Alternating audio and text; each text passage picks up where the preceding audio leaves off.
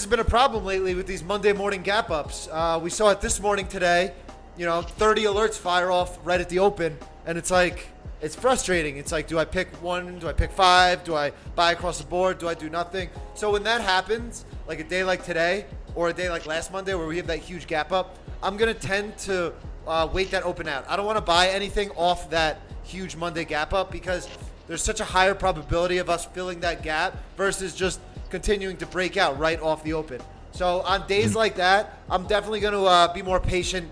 And if it gaps over that alert or something like that, or it kind of backs into that alert, I'm going to be less aggressive, maybe let the idea go, things like that. I hate when names are trigger on just because they gapped up with the market.